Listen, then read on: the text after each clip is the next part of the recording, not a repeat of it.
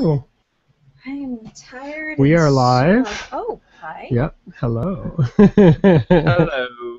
Yeah, Jennifer's been doing yard work all day. She's been Hi. kicking a great deal of Yeah. ass today.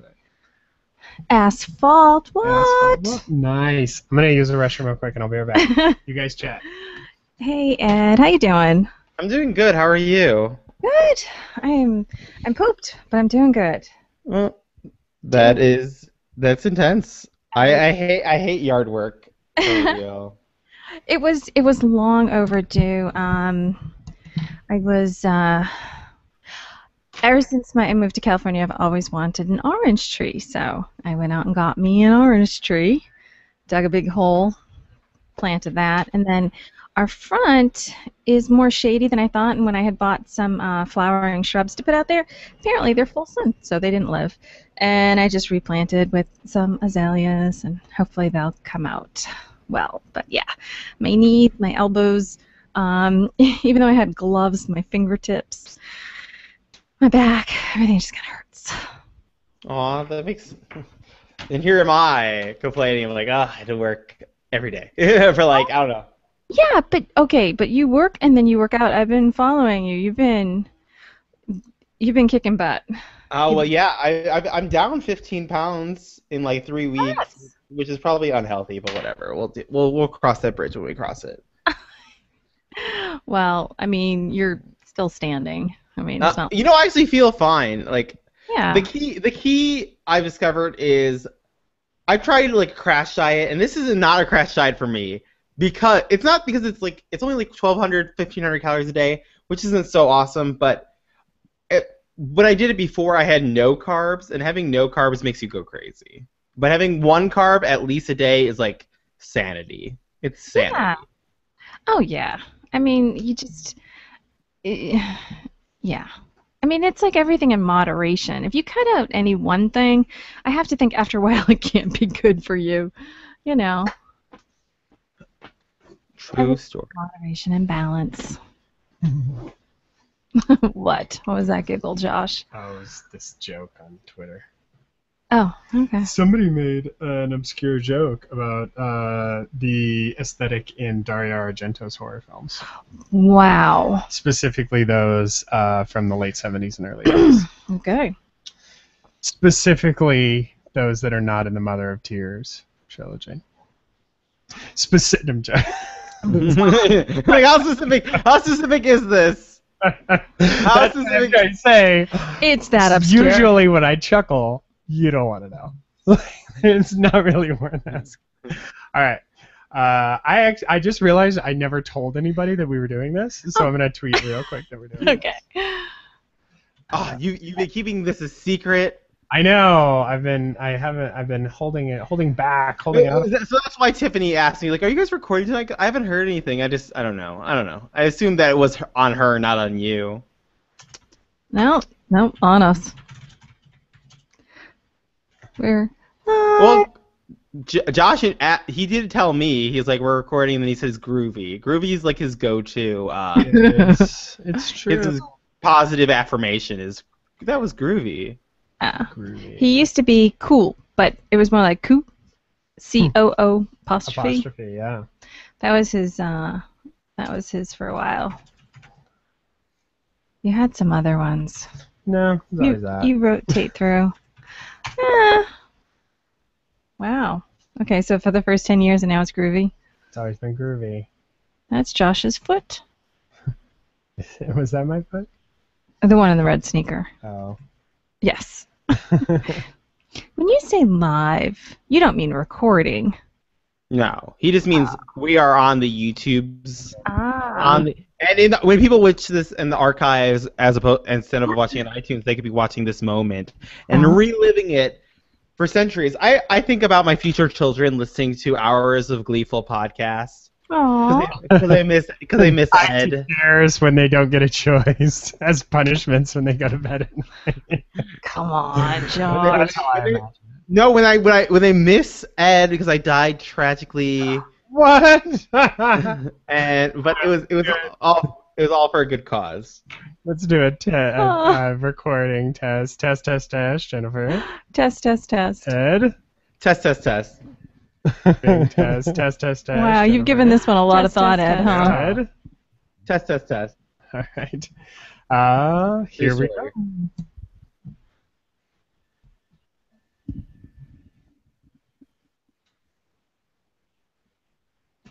Oh.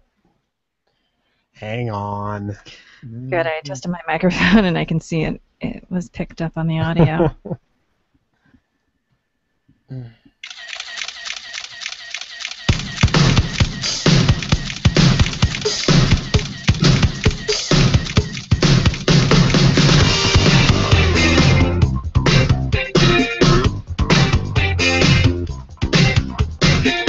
See them walking hand in hand across the bridge at midnight. Heads turning as the lights flashing out are so bright. Then walk right out to the four-line track. There's a camera rolling on her back. On her back. And I sense a rhythm humming in a frenzy all the way down her spine.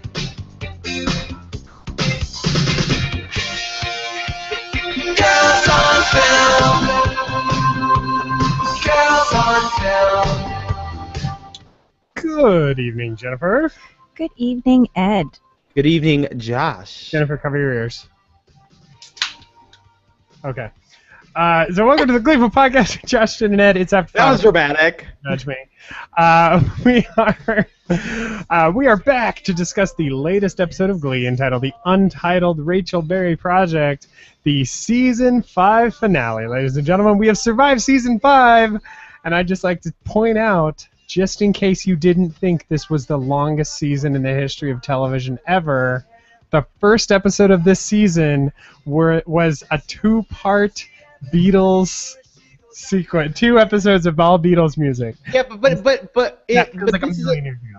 this episode count, it's actually less than any other season of Glee. Am I correct? They're all been. We only had 20 episodes this season. Yeah, That's correct. I remember they cut out. And we'll talk a little about that as we discuss the episode.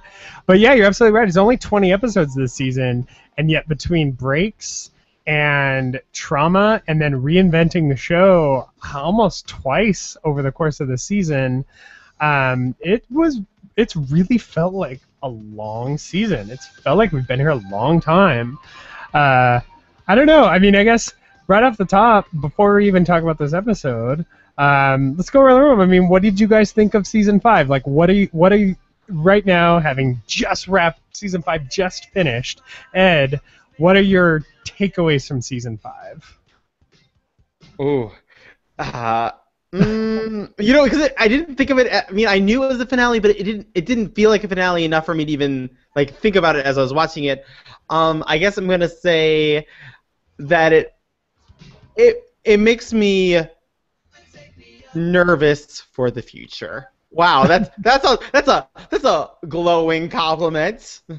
There you go. Like, what do you mean by nervous though? Like, nervous about what? The direction of the show or the style? I'm nervous that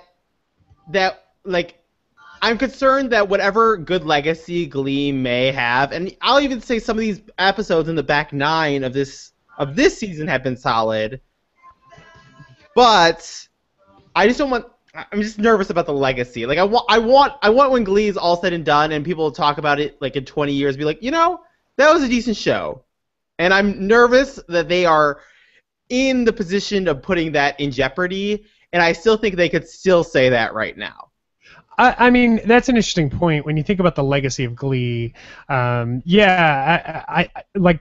It's funny because it's another Ryan Murphy show, but the first show that comes to mind for me is Nip Tuck, which, like, by the 3rd season of Nip Tuck, when they got into the serial killer, the serial killer season, I just kind of had no idea what the legacy of this show was going to be, and they kind of spent the rest of the show trying to recover from that.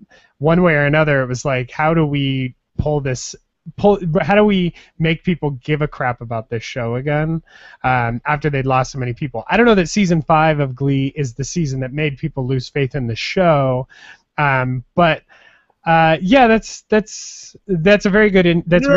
observation. Well, what I'm saying is it's season 5 had enough highs that even when it's compressed down to speed viewing, which is probably how it will be experienced in the future, that you will come out of season 5 like, oh, that was a pleasurable experience. And I'm afraid that next season won't even have that. Yeah. Jennifer, season 5. Season 5, interesting season.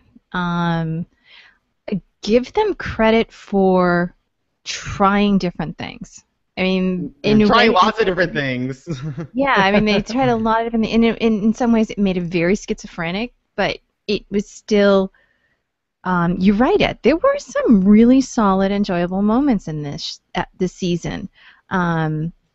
So I give them credit for trying different things to see what's going to work, to see what sticks, what people are connecting with. I mean, it's pretty clear from the way they left things that it's going to be an LA-centric year. Because they realized you can't do 2 different cities because that didn't work with Lima and New York. I mean, maybe New York and LA will work. I don't know, but yeah, I give him credit for trying. That sounds horrible. Yeah, I mean, my first thoughts on season 5, like just looking back at it, the first thing that strikes me is that this was kind of, in a way, this was like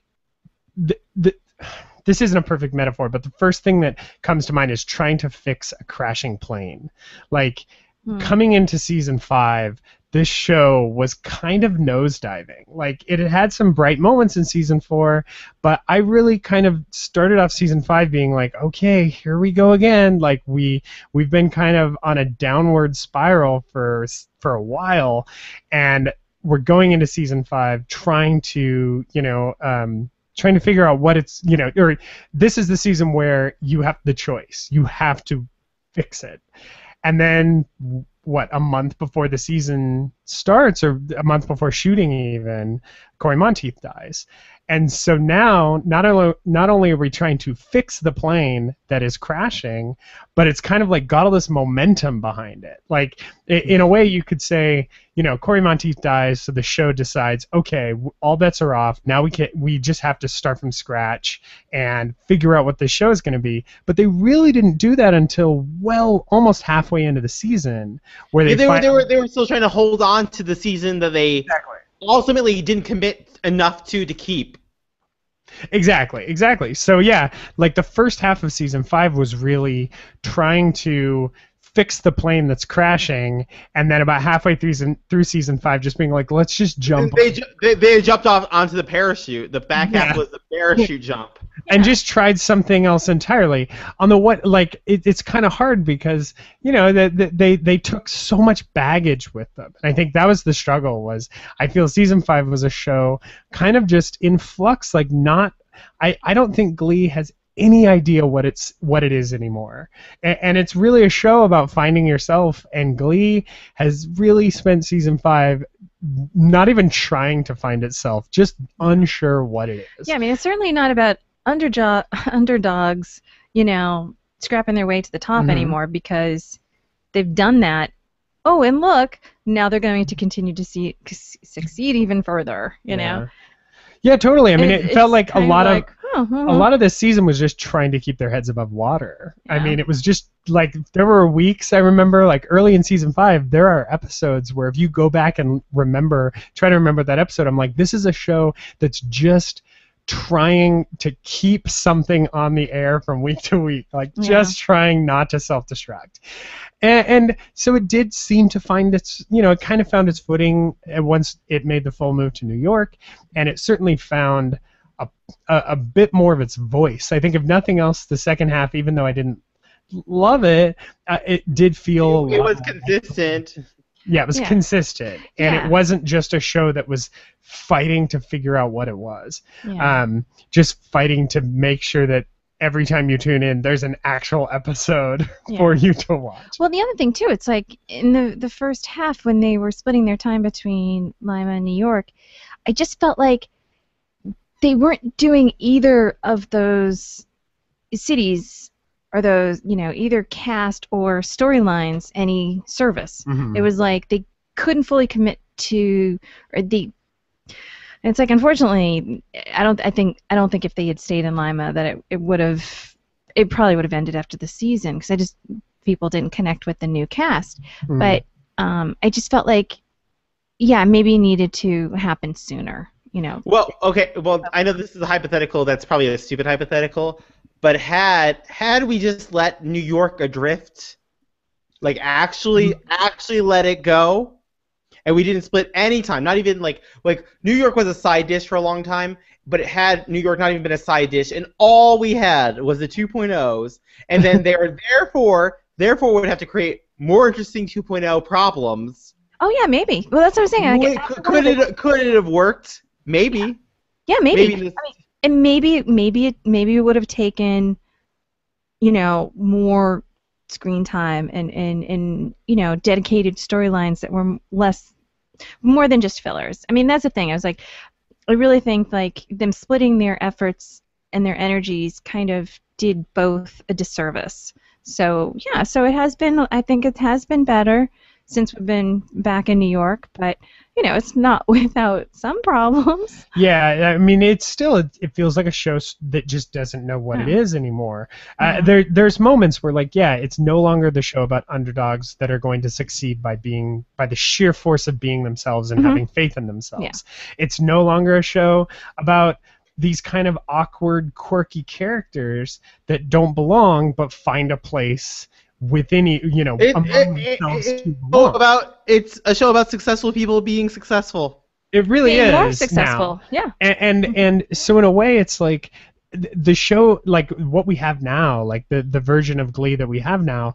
Even once I went to New York, it was kind of like, okay, at least it's a TV show. Like, I know that sounds silly, but once we went to New York full time, I said, oh, okay, at least now it feels like an actual TV show and not this weird camel of amalgamated pieces that are all going to pay off someday. Like, so much of the first half of the season, and quite frankly, a lot of the second half of season 4 was just kind of like, I know this isn't working, but it's going to be amazing in 3 seasons when Rachel comes home and reunites with Finn, and it'll be incredible. So just stick with us a little while longer.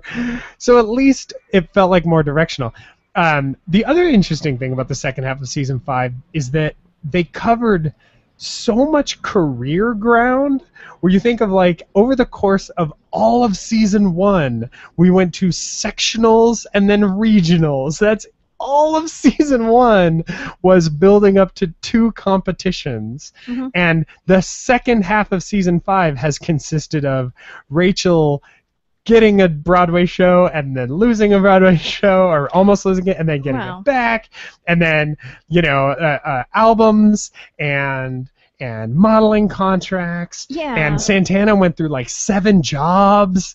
So in a way, it's kind of, I think that's been part of the whiplash of the second half of season 5, is just how much they like really dramatic life changes have taken place with very little fanfare from week to week.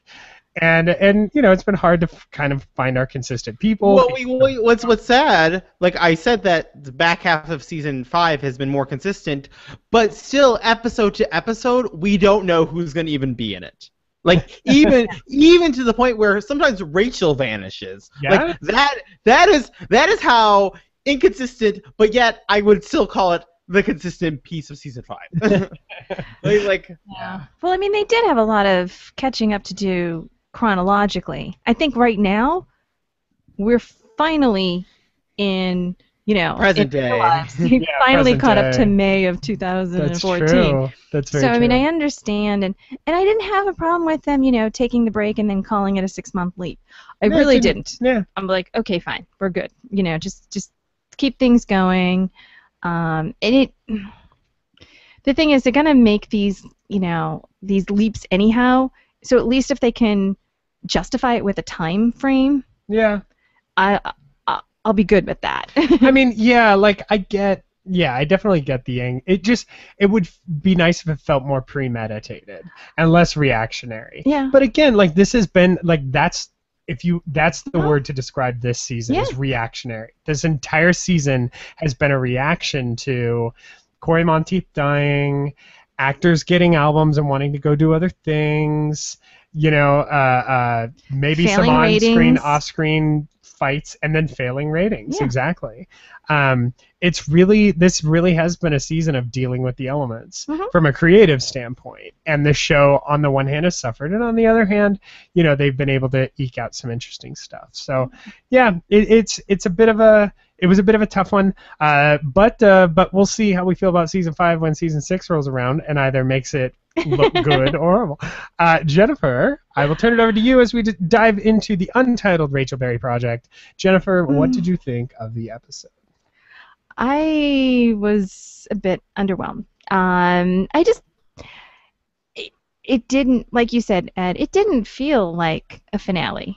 I mean, they kept telling us it was because everybody was getting everything that they wanted, and then they were done with it and ready to move on to the next thing. There was almost a show finale. Like, it was almost a series finale at times. There, I almost think it would have been more satisfying as a series finale yeah. in some capacity.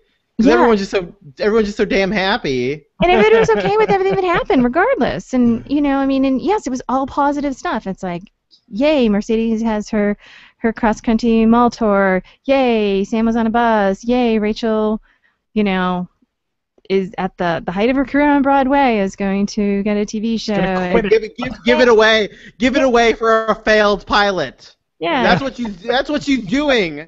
Yeah. Yay, Sam had a 5-minute fallout from lying to his fiance. You know how long it took Idina Menzel to have a Billboard #1 album? Girl, stay on Broadway. Yeah. It is funny if you're a theater geek, the number of giant theater stars that left Broadway to go do a series and then ended up going back to Broadway. It's a pretty long list. Yeah. But anyway, yes, I apologize. Oh no, that's okay. And then Blaine don't even think he tried out for NYADA, but obviously made it into NYADA, and then became a hit at NYADA, and then ended up Obviously, it's becoming Blaine. the pet project of this artistically connected socialite.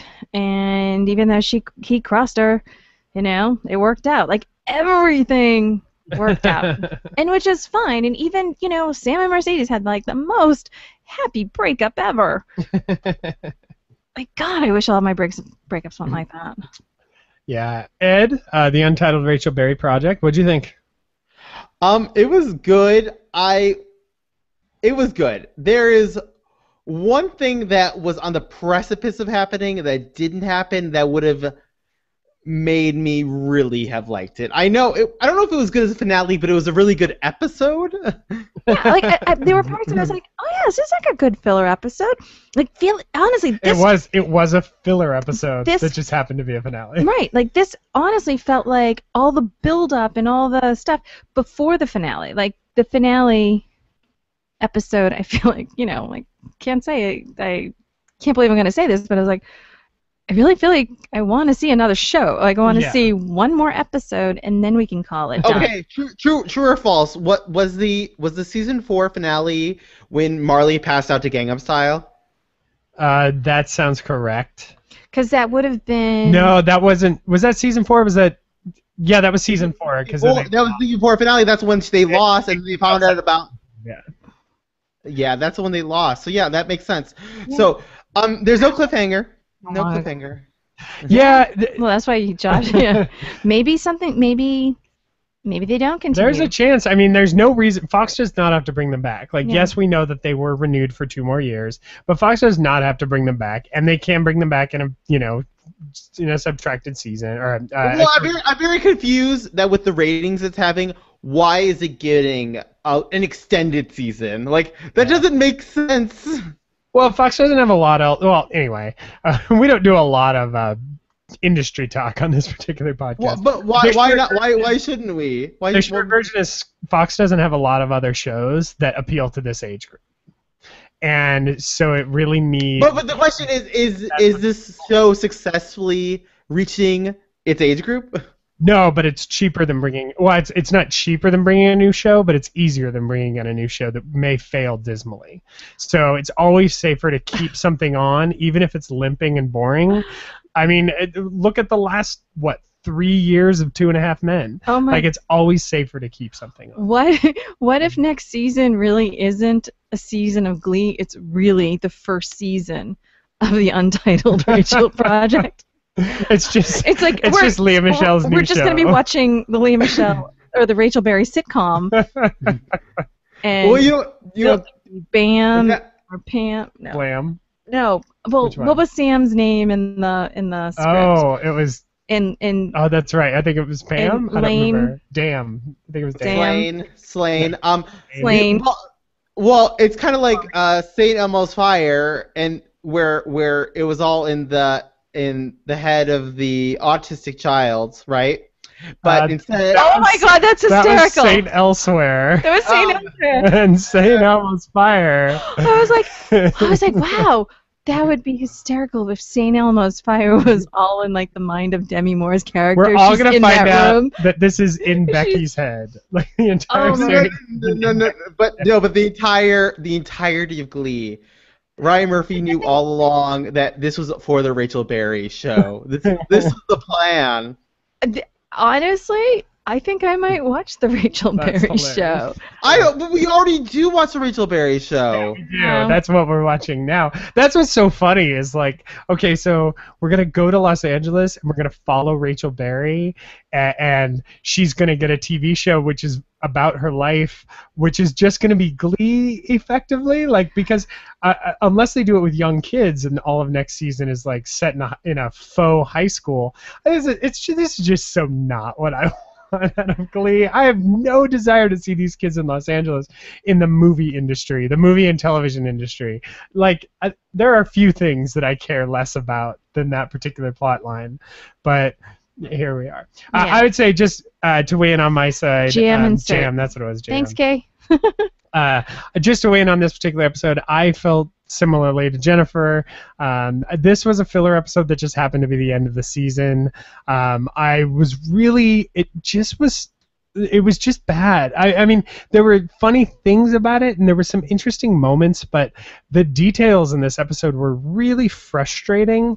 And, the fact that Santana wasn't there in a finale episode, I mean, if this was a regular episode, she wouldn't have been wildly lacking, but because Brittany's there, which I felt was kind of, we can't get Santana around, or we can't get Naya Rivera in the episode, so we'll get Heather Morris because she's available and totally lost the baby weight. And I know, I was like, damn, girl. Yeah, seriously, I'm like, whoa. And this just was not interesting. Like, this was not interesting to me. People in the chat room have been talking about how at the very end of the episode, Rachel looks at the camera. I didn't even notice that. I didn't catch that. I must have left the room. I was so bored by the Pompeii number. So maybe I'm right. Maybe we are going to watch a different sitcom next year. I got to watch this episode another time just to see if that was right. See, I kind of have to turn off Pompeii because it's a song I'm doing. It's one of the songs I'm doing for vocals, and I'm just like so sick of Pompeii. I liked it. I really liked it. But now that I've been working on the song for months, I'm like, ugh, Pompeii. Honestly, I thought it was fun. It wasn't the, big, group stage number that we're used to getting as our send-off, but it was in effect, a group number that was kind of fun, and, it sort of, it set it set people up for, where we imagine they'll be. And so seriously, was Sam back at McKinley?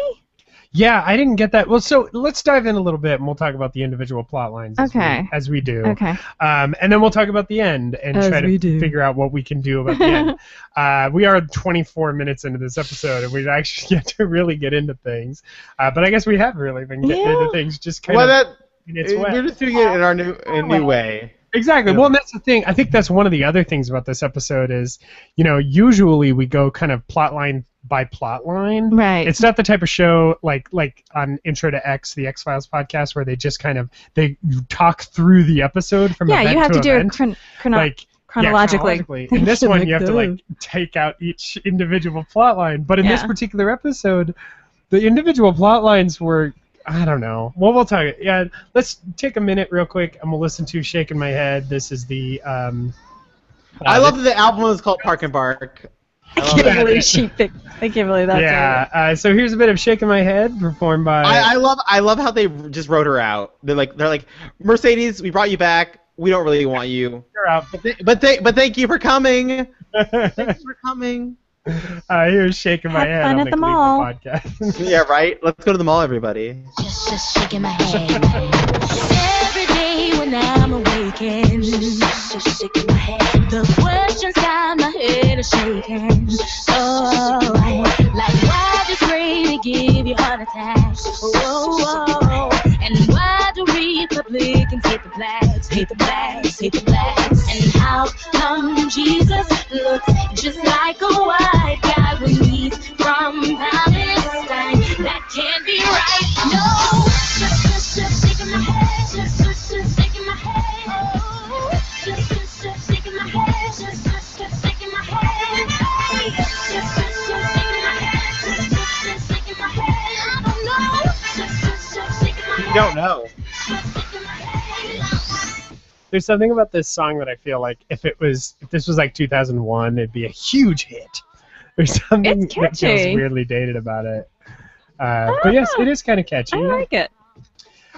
So As far as original songs go, this one I actually enjoyed. that's a very good point. This This is doesn't feel probably like the best a Glee original. It feels right. It feels like, it feels like a manufactured radio hit Yeah. type of song. I like it better than some of Leah Michelle's. it. Certainly. I know. I mean, Cannonball kind of fell. I like a wrecking ball. I don't know. Like it just like a reminded me. cannonball. Like a cannonball. Like a cannonball. Ed, what were your thoughts on "Shaking My Head"? I do like I like SMH. It's a good time. It's better than Colorblind, and I think it's like the catchy version of Colorblind.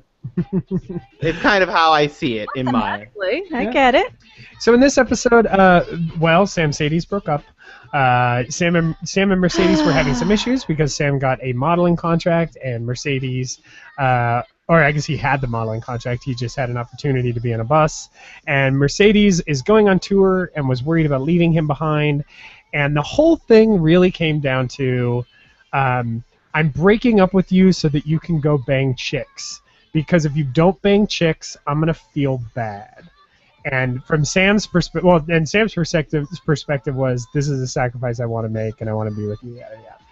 This plotline to me was like so off the wall. The thing that kills me about this plotline is they talked about sex the way Jennifer and I talk about like donuts for breakfast, because the whole timbre of the conversation. Josh has because that's actually Josh has a much more glimmer fun. in his eyes and a smile on his face like a child when he talks about donuts. I mean, Josh has more excitement talking about donuts than they do talking about sex. But that's the thing. Like, it was so automatic. But like, it's them. It's so clinical. Because there's no chemistry, and you never really bought them as.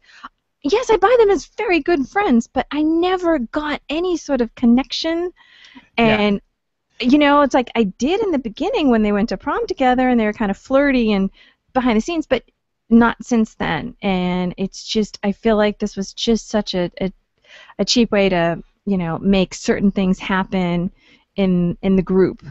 And, it was very. Yeah, so it was very clinical, their breakup. It was the whole thing, and like the way I don't know. There was like no. They were talking about sex as if like it was like it's a meal, like just something that you have to do to get through the day, as opposed to like any kind of, and she kept saying like, I don't know when I'm going to be ready. Like I might not even be ready until I'm 30. It's like, this is like, you're talking about sex. You're not talking about like a colonoscopy. Like this is you don't put it in your calendar. It's so strange. And then you had to break up because it's like, I don't want to hold you back from banging a bunch of chicks. Like it didn't make any sense to me at all. Maybe a couple with more chemistry might have been able to sell some version of this plot line. But you're living in fan fiction land, and I right? Well, I mean, honestly, when you think about, and I know I don't know how I felt about it at the time, but it's like, think back to when, Finn's putting Rachel on the train, and he's like, I love you so much, you're going to New York, and you're going to fulfill your dreams, and that's it. And seeing the heartbreak in both of them was just so palpable, and with this, it was kind of almost like, they were waiting for each other to initiate the breakup so that they could feel better about leaving and doing their own thing. It's kind of one of those things where it's like, well, if it makes you feel better. Yeah, right. I mean, if you want to break up, then I guess I got a photographer to call. But after they break up, I totally was picturing like a Marshall and Lily like high slap, like a clap, like they would do this random flag over their heads. Like, yeah, and we're broken up. We did that. Like, it was so goofy. Yeah. It just felt false. Like, to me, it just felt false, top to bottom. Mm-hmm. The whole thing with the photographer was kind of comedic. Because Jennifer had the point of, like, here's this photographer who says, all right, I got 6 guys here. I want you to turn me on. Here's a bunch of chicks to grind on you. And then walks away. And then they play Girls on Film, and then it's all girls grinding. And I'm like, wait a second. I was supposed to see guys turning me on. They should be, this is my time. So it was like, I want you to turn me on by standing there and having girls grind on you. Because Sam never moved. He just like held onto a ladder. And then he sat down. Laid on a sofa. But no, I was like, seriously, come on. You guys got, you got the unholy trinity back in their little, bras and skimpy skirts. And I'm like, come on. It's going to do something fun for the ladies here. And some of the men. It's like, why not have the guys really work it? But I was just like, this is so confusing. It was absurd. So yeah, so the past couple of episodes I've enjoyed so much. Things like that wouldn't have bothered me. That's true. Because there was nothing keeping my interest. I'm like, I'm gonna poke holes in this. Well, and if the episode had ended with Sam and Mercedes, like if they've already committed so much to Sam and Mercedes, so it needed to continue. Like, it needed to be Sam and be like, I kissed this girl and I feel really bad about it. And Mercedes is like, okay, I forgive you, but I'm going away, and now what are we going to do? Like, let's sweat this crap out for a little bit and try to figure out what we're going to do before we just say, you know what, screw it, go bang a bunch of chicks. I'm breaking up with you while I go tour malls, I guess, because... because who tours malls? Oh, and seriously, no one has toured a mall since Robin Sparkles. Like, that's and that's my second How I Met Your Mother reference. Nice. No one has toured a mall since Tiffany. And here's the thing: if you look at videos of Tiffany touring malls, there is no band. It is Tiffany on like a 10-foot by 5-foot stage, riser, yeah, in an awesome sweatshirt and stonewashed jeans, and a million kids and one creepy guy, but a million kids at the mall. And this was giant stage, huge stage, tons of dancers, lights, full band, and like 12 people in the audience that knew all the words to a song I've never heard of. In true story, and I know I've mentioned this before, but I did have an encounter with Tiffany once, and she called me a rocket scientist. She did. That was kind of cool. It's a good story. When you say that no one tours malls anymore, that isn't 100% true. Do people still tour malls? The mall in LA, the Grove, Texas. Oh, that Charisse played at the Cabazon. Plain White Tees, right? They already they must have already booked the mall tour because Hey There Delilah just blew up. so they came to Lafayette, Indiana, and of course it was like destroyed because they were actually like a legitimate band name recognition at the time. They were probably like regretting that decision. They probably like signed some kind of deal that they couldn't get out of it because they probably could have actually sold out things, but instead they were already committed to this mall tour where they gave. They were as big as they were ever going to be. I know. I was like, all 4 plain white tees.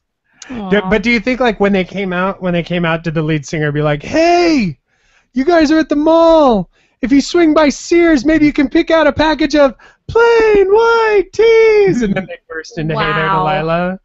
I hope that didn't happen for their I always love when a big loud rock band, like their one hit is the quiet song, so they come out and do all these big loud rock songs. It was like when the Goo Goo Dolls were famous for Name, and they would come out and do all these loud punk songs, then be like, "Hey, I'm gonna stand here real quick and do the one guitar ballad you all want to hear, and then we'll play the loud rock songs." Not Iris. Isn't Iris their like hit?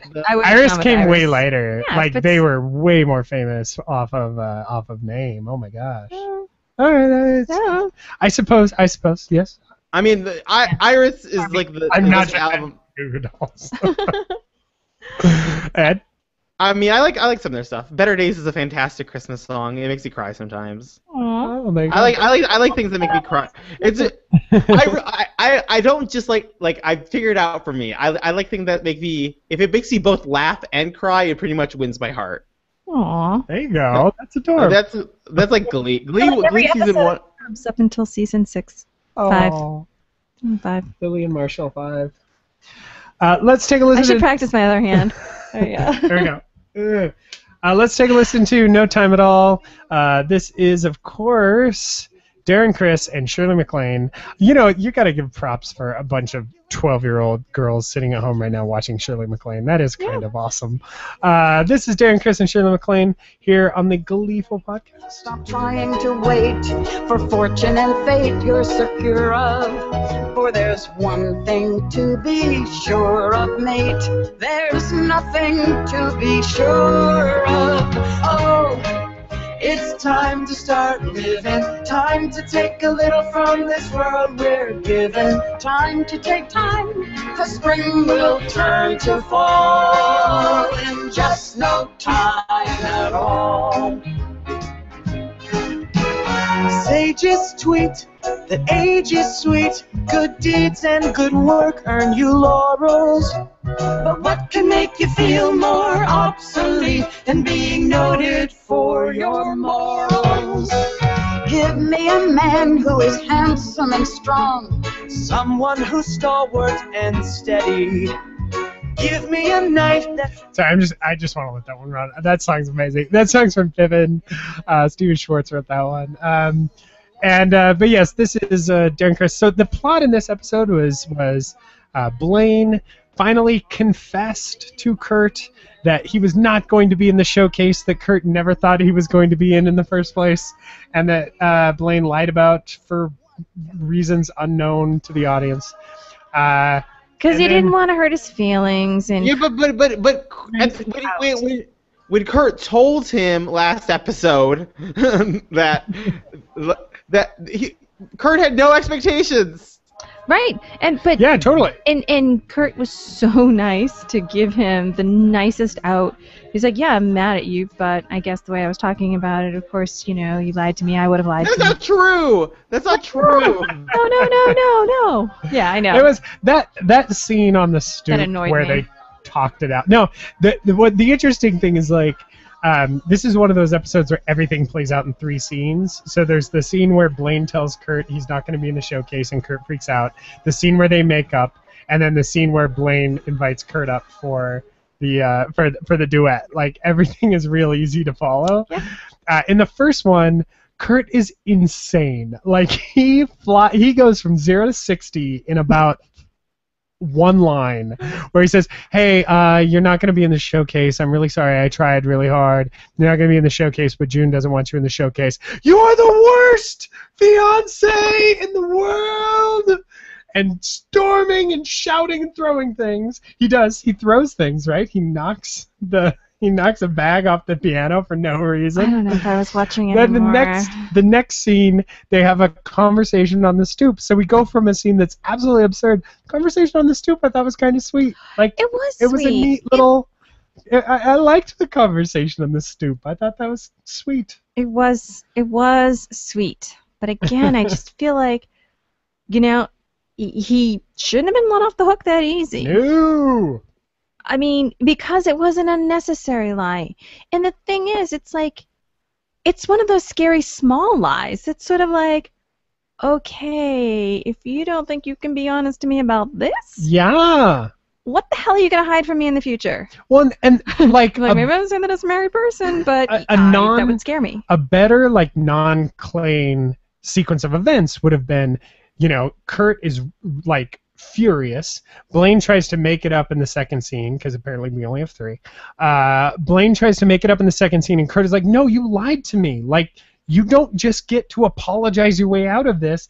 And then Blaine invites him up for the encore, essentially saying, I'd rather be successful with this person than I'd rather be unsuccessful with you than successful without you. And then we go, oh, okay, you put it all on the line for your man, and that's fantastic. And we would forgive Blaine, but instead, Blaine gets an out. Like, Kurt gives him an out. Kurt's almost like, well, it was kind of my fault, I guess, the way I was talking about it. So, okay, so it is starting to concern me that some people that are likening this to, you know, an abusive relationship, and that is kind of a battered woman syndrome line. You know, that's a little concerning. So yeah, I mean, I had issue with him lying about this from the beginning. Don't fuel Sonia. You're gonna give Sonia all kinds of fuel. I'm just saying. Well, there's no right or wrong. It's not one or the other. Yeah. But there are shades of this, and I do agree. Like in this particular case, I absolutely agree. This was a preventable lie. It was from the beginning. From the beginning. And if he's not, you know, strong enough to be honest for the little things, it would scare me as, you know, a potential life partner, you know. See, this is kind of what I was talking about when I said I wanted, when they were on the stoop, I wanted Kurt to be like, you are not ready for a relationship. You are not, and that was the conversation that needed to happen, and it's not the conversation we had.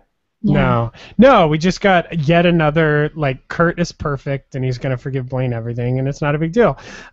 It's funny what you said there, Ed, though, is you said the conversation on the stoop, and I heard the conversation on the soup, and I was like, when were Darren Criss and Chris Colfer on the soup? That'd be kind of funny. That would be a fun episode of the soup. This one it did not ring true for me. It was like, I guess that's not true. Like, it did ring true for me, and I thought that what Blaine did when he brought him up for the encore was sweet. And then, you know, the fact that June, like, oh, I'm so angry. Oh, you're winning me over with your love. Like, whatever. It's Glee. Like, I'm gonna let you have that one. I do respect that what she said was, you know, when she's like, I'm hardly ever proven wrong. So, you know, I mean, like, at least she got it. And that the audience loved it. What I liked is I always say, you have to tell us, the audience. Mm-hmm. We have to tell the show has to tell us, the viewers, why someone is succeeding in this case. And in that case, Blaine got everyone up to dance with him and really proved his star power, and did that by using Kurt. By using Kurt's values, so in that way,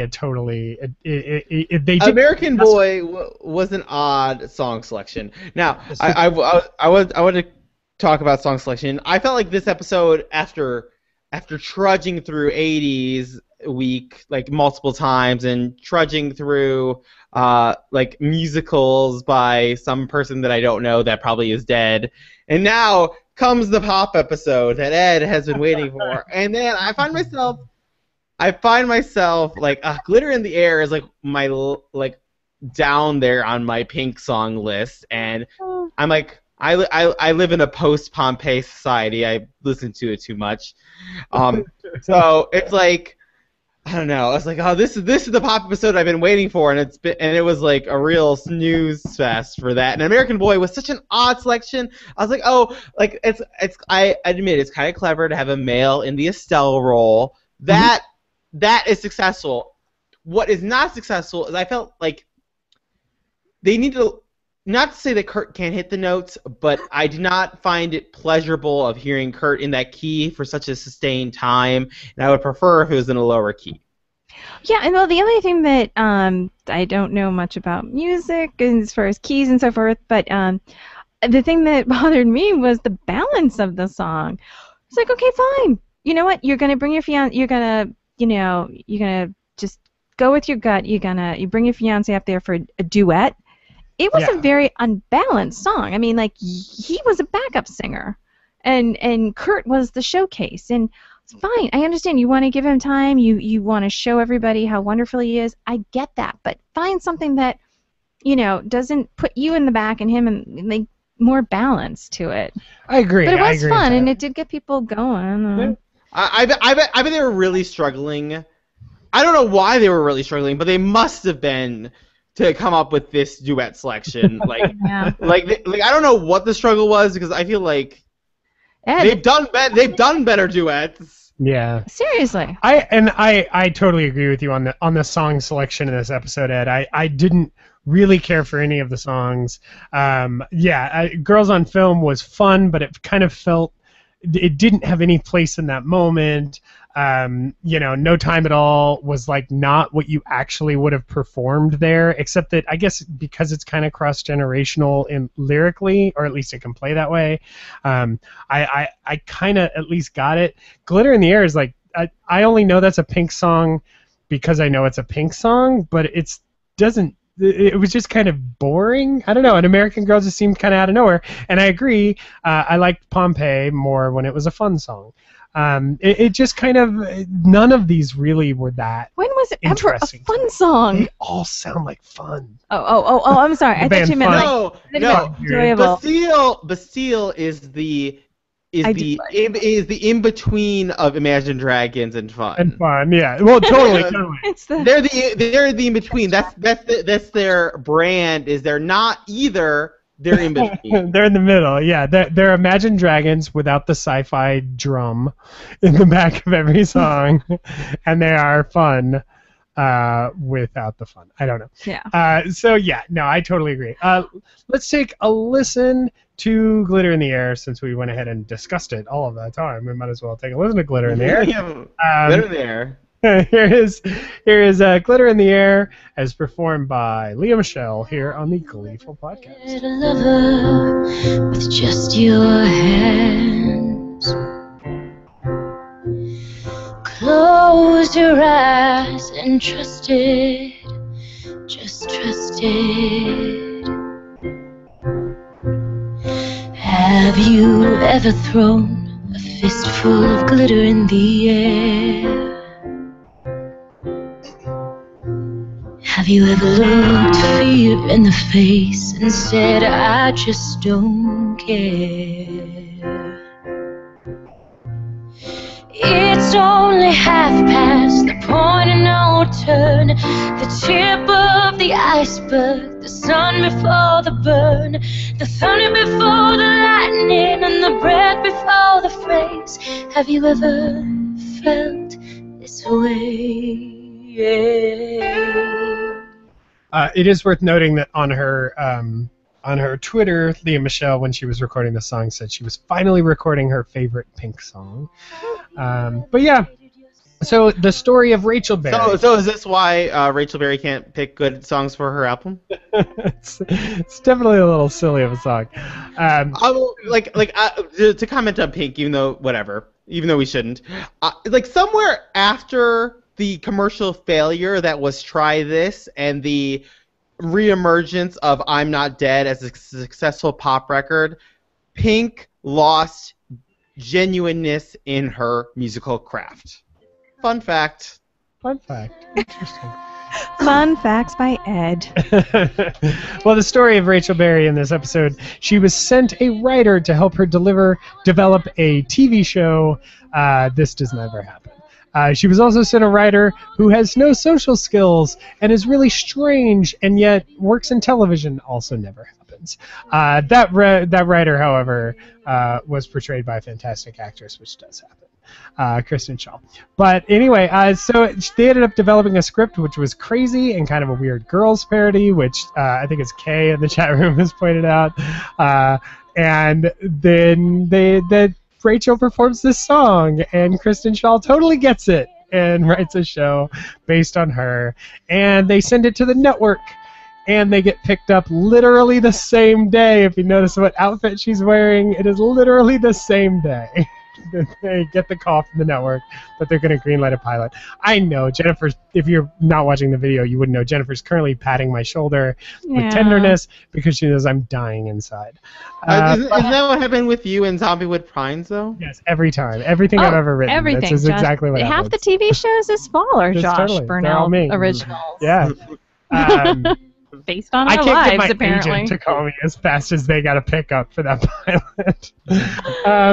So anyway, so yes, we do have a so the Rachel story in this one. I'll go ahead and start. I hated this. I hated every freaking second of it. I felt it was disingenuous. I felt that it was unbelievable. Like, it wasn't entertaining. I did not find Kristen Shaw entertaining, and it's hard for me to not find Kristen Shaw entertaining. I mean, freaking Bob's Burgers, like Louise, one of the Louise. greatest Come on. animated characters Jennifer ever. was Louise for Halloween. Like, I was. we saw Kristen It Shaw wasn't a good live. one. I love her. She was horrible in this episode. I didn't understand the angle of her character. I didn't understand the jokes. I didn't get what she was trying to do. Well, This whole thing just didn't feel true. And then it didn't feel true to Rachel. Like, Rachel as a character for 5 seasons has been, I want to be on Broadway. I want to be the queen of Broadway my entire life since I was born of 2 gay dads that work for NASA. Is to be on Broadway. And now that I have Broadway, I want a pilot. And I want to leave Broadway. I understand that that's the way human beings are. I feel genuinely betrayed by this entire plotline. I find it insulting that I have rooted for this person for so long that I want them to have what they want, and it's the second they get it, they are leaving to do something else. That, and that she wastes no opportunity to tell us she does 8 shows a week, and yet she always seems to find time. Yeah, she always says time. Like, it's very impressive. It's impressive. I hated everything about the Rachel Berry plotline. Jennifer, Rachel Berry in this episode.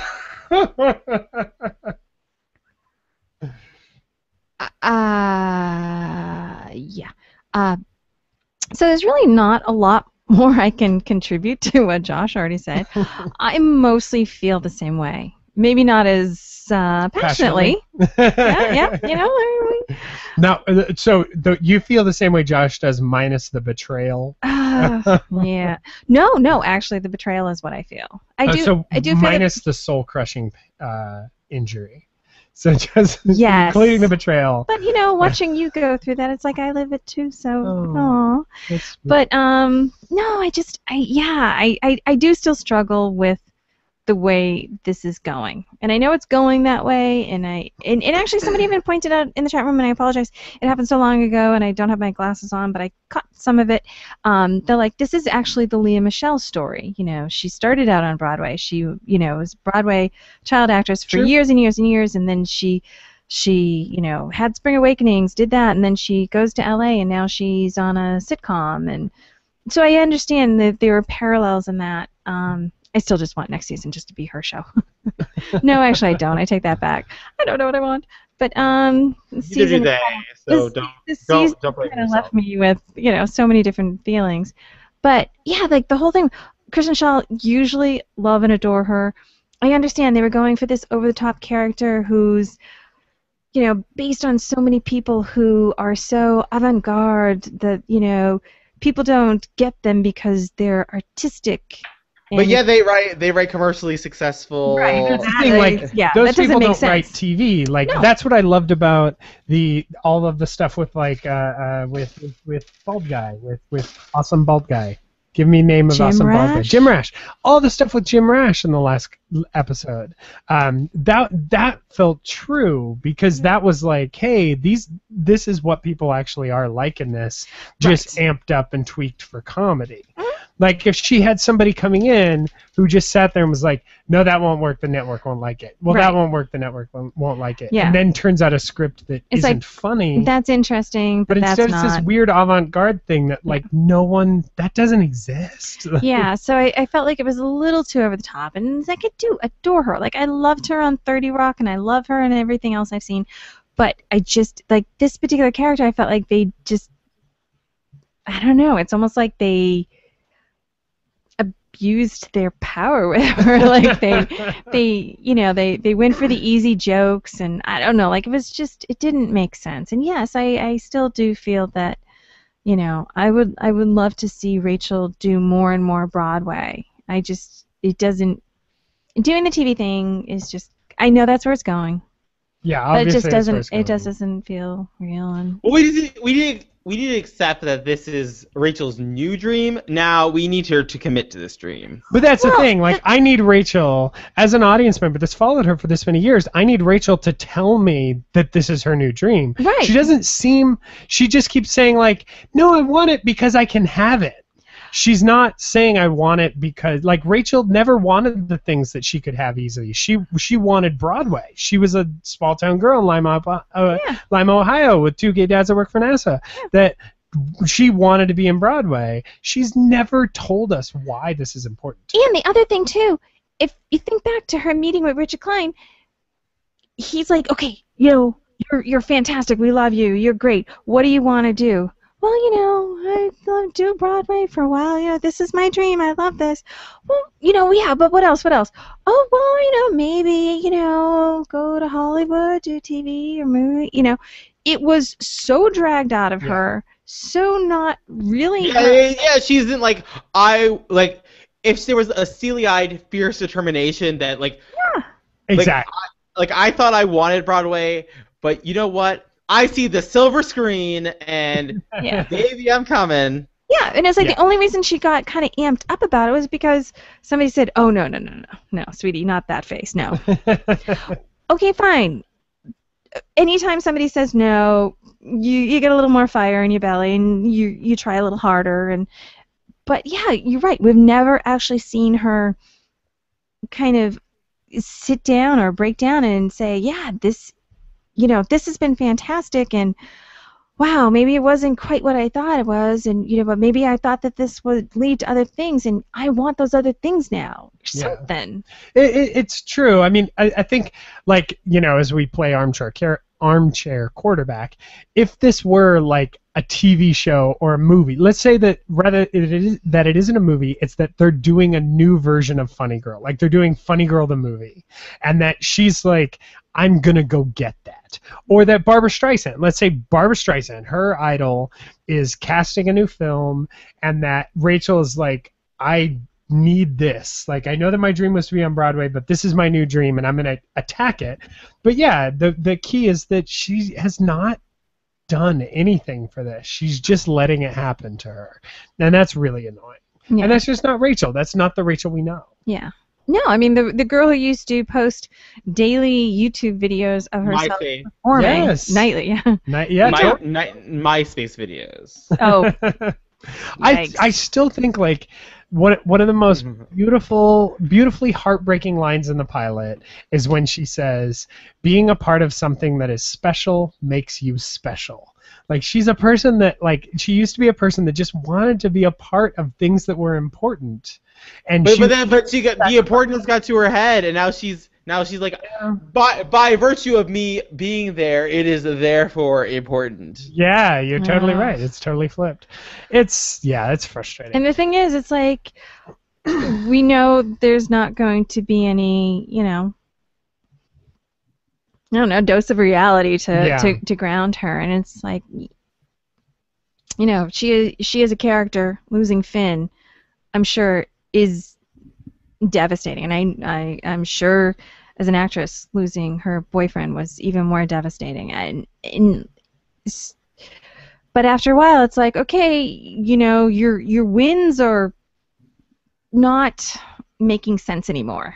Oh, you yeah. know, to make up for that. Well, they're not earned. Like her wins are not being earned, and because they're not being earned, we just kind of go. I mean, it's kind of horrible to say, but like I don't really like Rachel anymore. It's hard to root Like for her. I It's so loved hard. her, and yeah, I don't root for her because it's been a long time since she had to freaking work. Yeah. And and that was why we loved Rachel. I always say the reason that you love Rachel is that scene in like it was like I think it was episode 3 or 4 where she's on the freaking treadmill and she's got a sign at the end of the treadmill that says regionals, and she's driving towards that sign, and she's like, everything is on that sign, and I was like, this is my character. Yeah. This is the character I'm gonna go to war with. It's now. She doesn't try for anything. The most she's done was she got on a plane and tried to make it in time for an audition in Los Angeles, and then everything blew up in her face. She had to be saved by her friends. Yeah. That you know. Yeah, and her boss didn't fire her when he said he When wanted he should to. have, yeah. Right. I And mean, wanted to. yeah. And Yeah. when he tells her to her face, yeah, it's hard to love her right now, and I want to love her.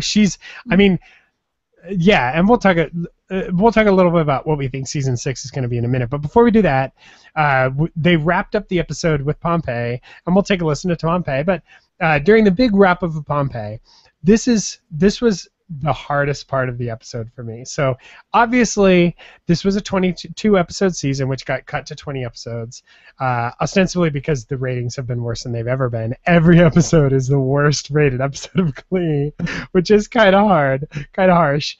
But so they they got cut back 2 episodes. So I would say that's probably why Naya Rivera wasn't in the episode. She probably made plans or wasn't contracted to be in the episode, and then it became the finale, and now crap, we have, she's not going to be there, and we have to figure out what we're going to do. But this episode definitely felt like it had a tacked on ending, to the point where when they go outside to see the bus and they see Sam on the side of the bus, and then they cut over to Rachel, and Rachel's like, wow, we're all kind of going our separate ways.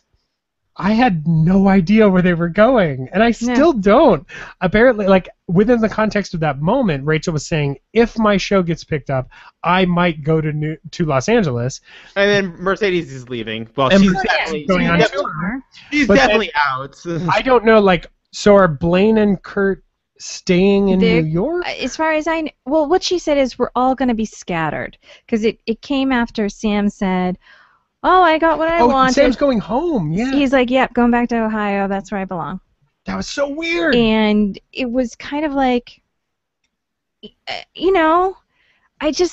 like everything is just like everybody's so jaded and unaffected by things. It's kind of like, yep, that's me on a bus.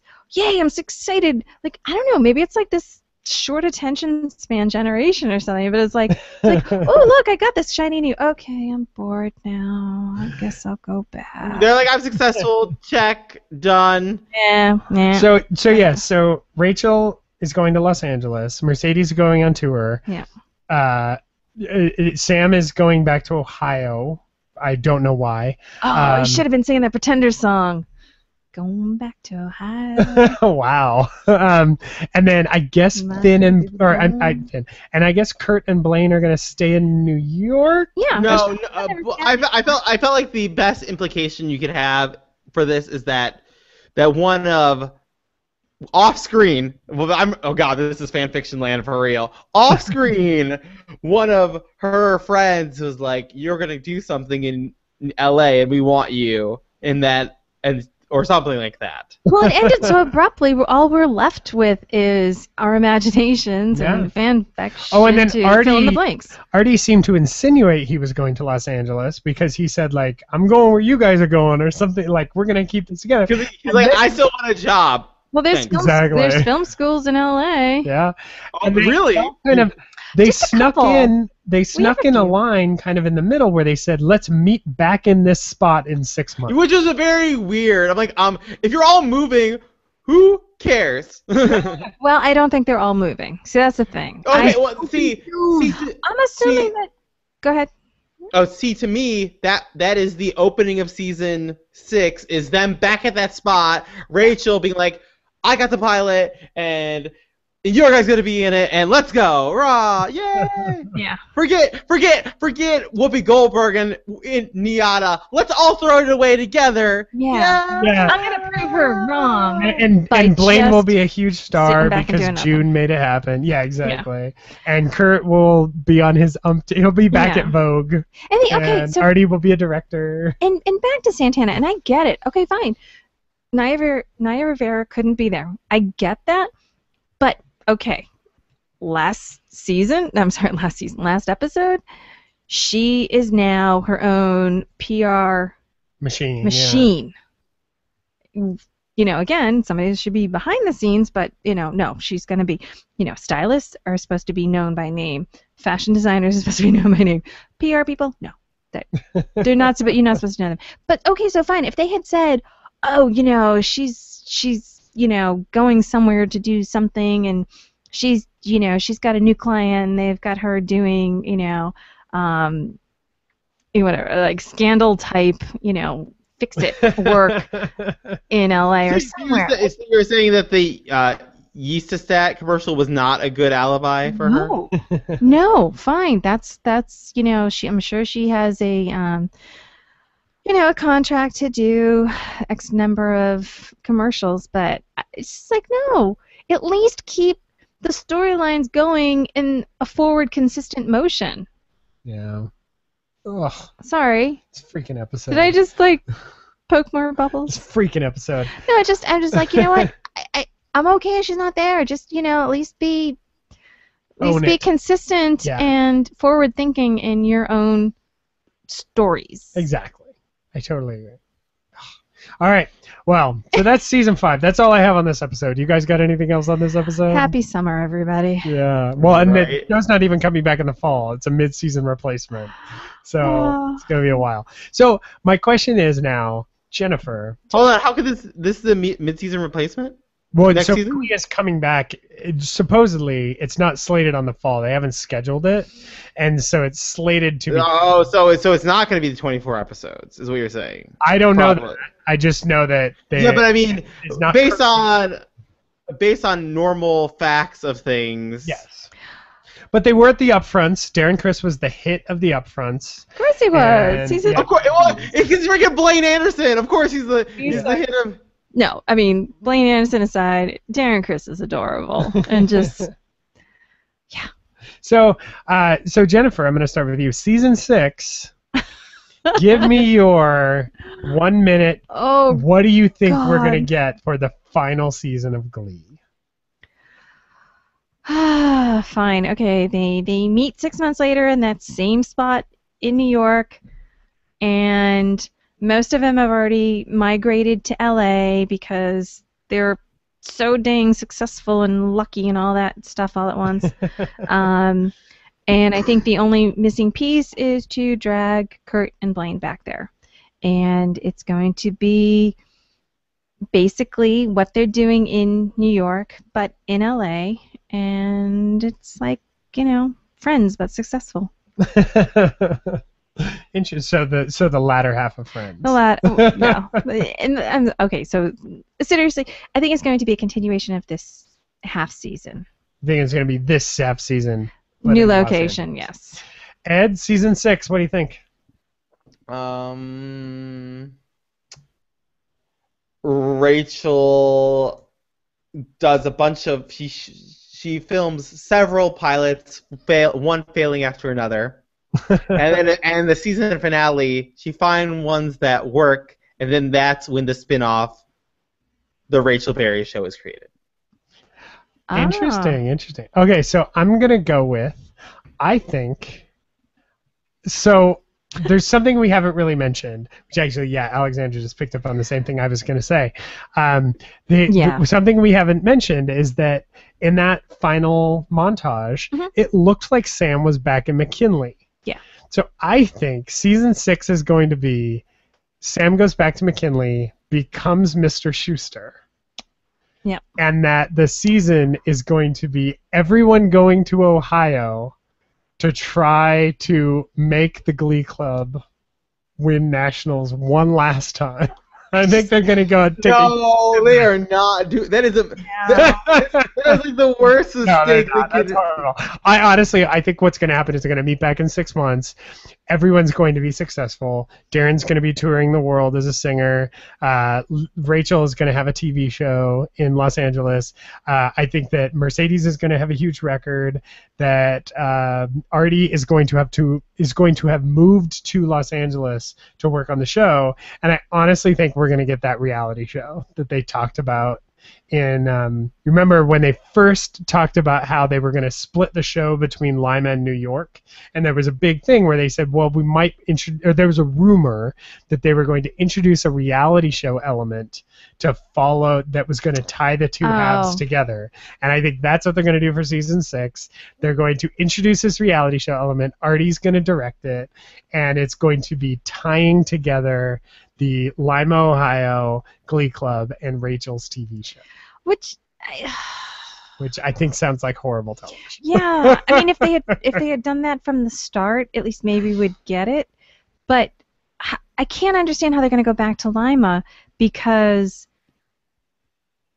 we didn't really care for the 2.0s. Ew. We didn't really miss them. I mean, Ew. I feel bad. Trust me, I do feel bad.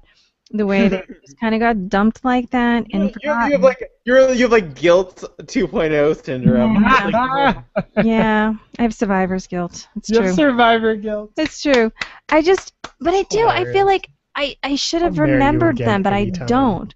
But I do look back with some fondness. Not a lot. I mean, not enough to have kept me watching. And it's like, yeah, I mean, and what Alexander was saying is like, you know, Sam is becoming Finn, and I totally felt that too. I felt like, okay, you know, she was setting up Finn to take care of the, you know, Glee Club and mentor them, and I get that. I just don't think the two worlds can exist because, like I said before, I felt like in the first half of the season they were so split in their efforts that they did neither side justice. Like they needed to commit to one or the other. Right or wrong, just do it. And they did. They committed to New York. Obviously, this group works better. I think they just need to focus on that. So, an interesting question. Can you think of another show that has changed its identity as dramatically as Glee has multiple times? I mean, arguably, season 6 of Glee, if they go to Los Angeles, and it does seem like the rumor is that they're going to spend a large portion of the season in Los Angeles, or at least start in Los Angeles.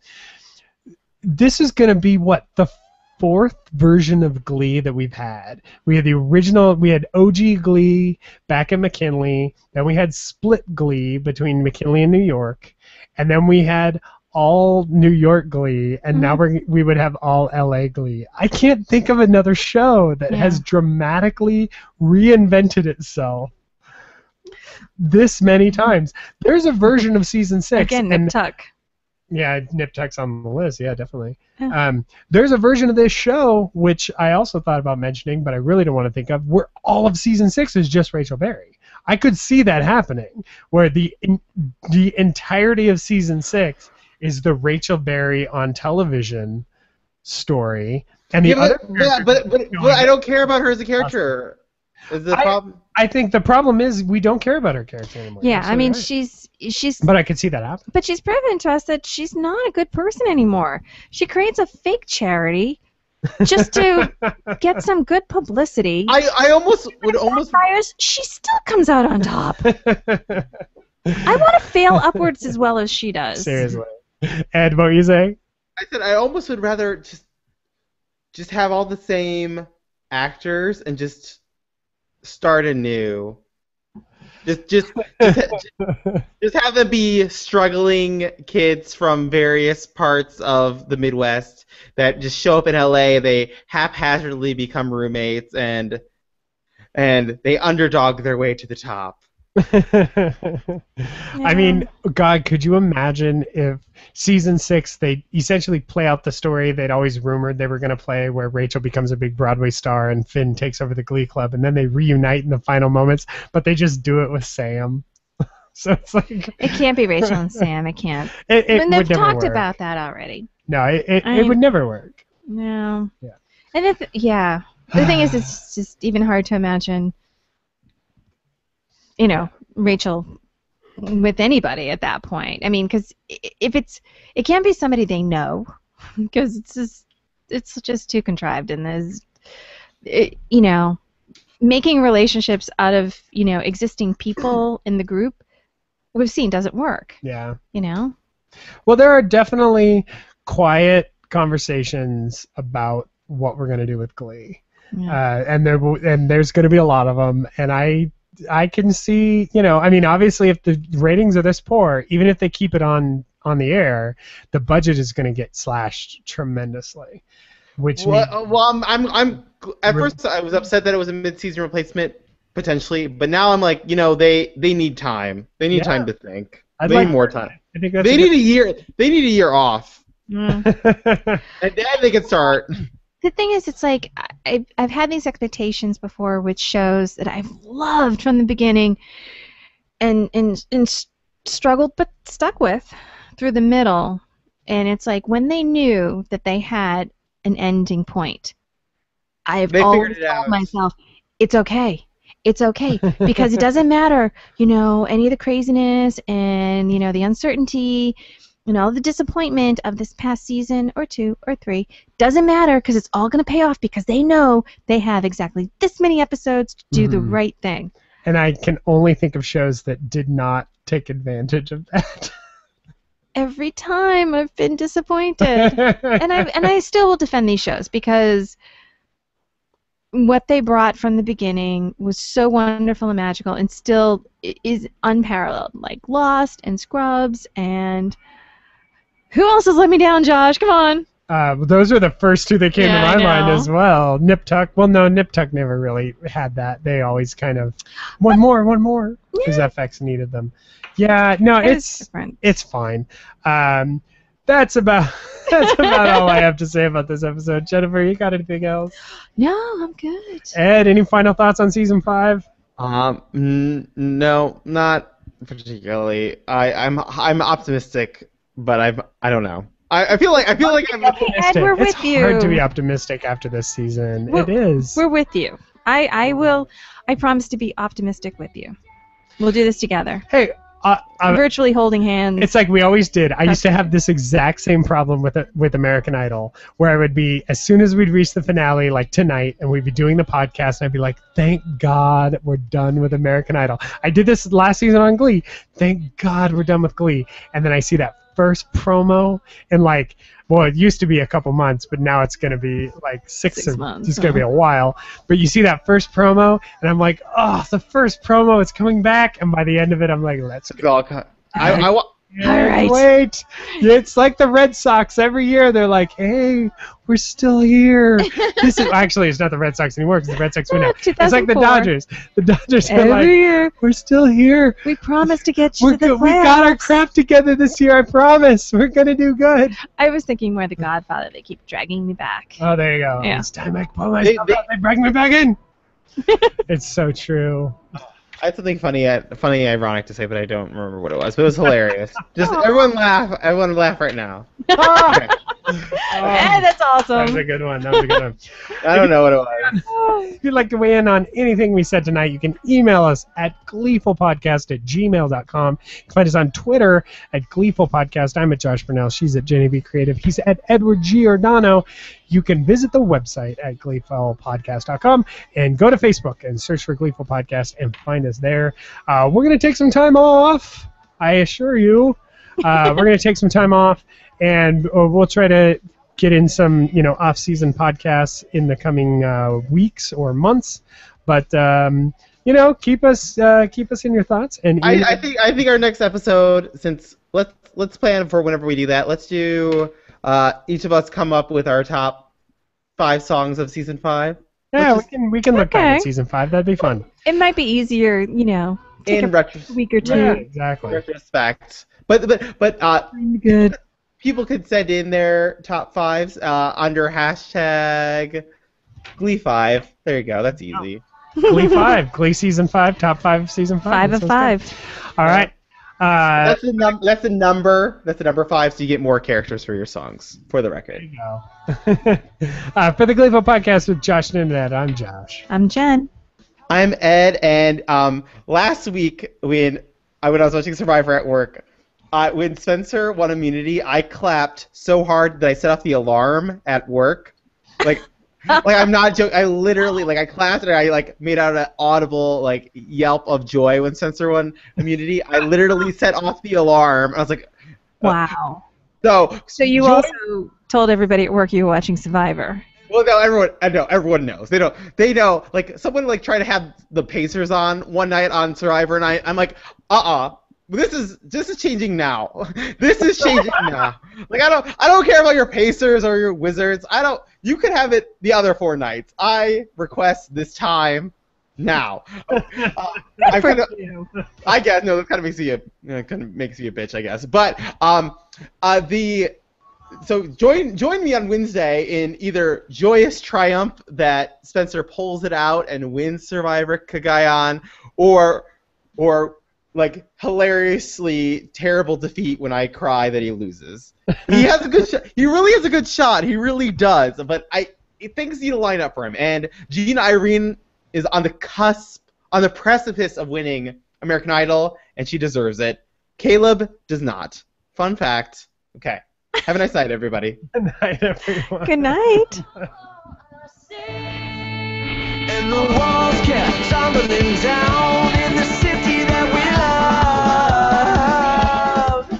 Great clouds roll over the hills, bringing darkness from above.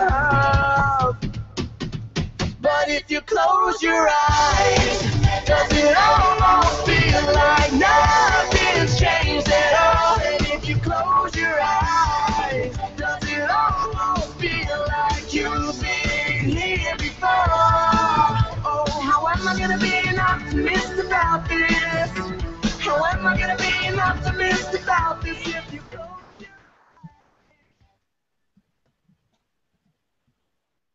And we're out, thanks to the folks in the chat rooms. Oh, I totally Yes. forgot to play the voicemails. Oh well. We had a long We episode. had a long episode. There wasn't really time. All right, we're gonna go have dinner. Ed, it's good talking to you. We'll talk to you soon. Have a nice night. Bye.